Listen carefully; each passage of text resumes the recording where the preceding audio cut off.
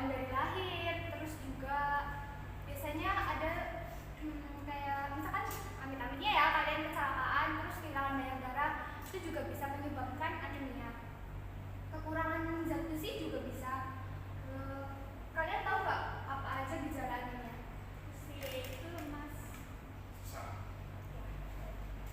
Di sini itu gejala anemia itu ada lemas, letih, lesu, wajah tampak pucat, sesak nafas, sakit kepala, pusing. Ada juga pada bayi itu tampak pucat dan bagian bibir dan itu juga pucat.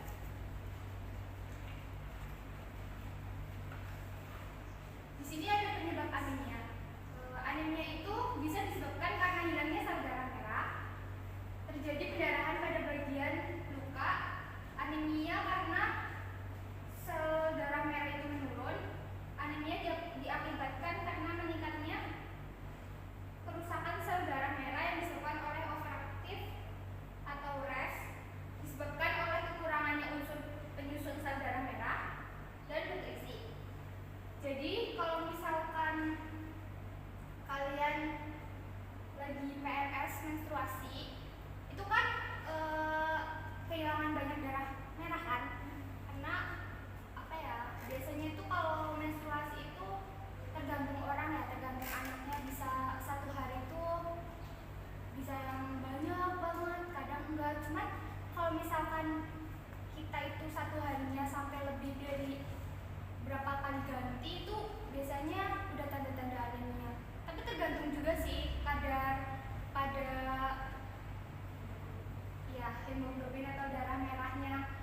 Kalian bisa apa ya? Kalau misalkan kalian ada tanda-tanda pusing, lemas, sesak itu, kalian bisa cek ke laboratorium terdekat.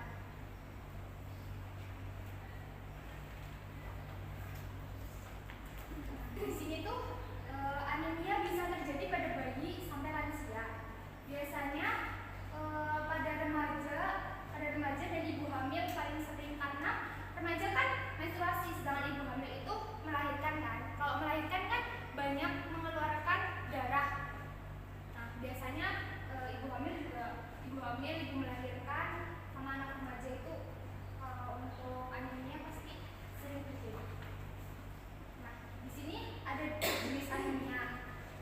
Anemia yang pertama itu anemia gizi. Anemia gizi biasanya itu kalau misalkan kita tuh kekurangan gizi, zat besi, vitamin E, asam folat, vitamin B6.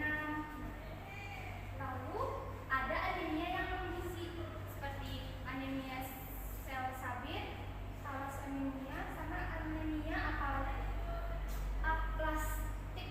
Kalau anemia aplastik itu untuk sekarang belum ditemukan tanda dan gejala yang umum itu gimana. Jadi itu kayak masih kayak sebenarnya itu anemia zat besi atau anemia aplastik. Jadi itu belum ditemukan gejala umumnya itu gimana.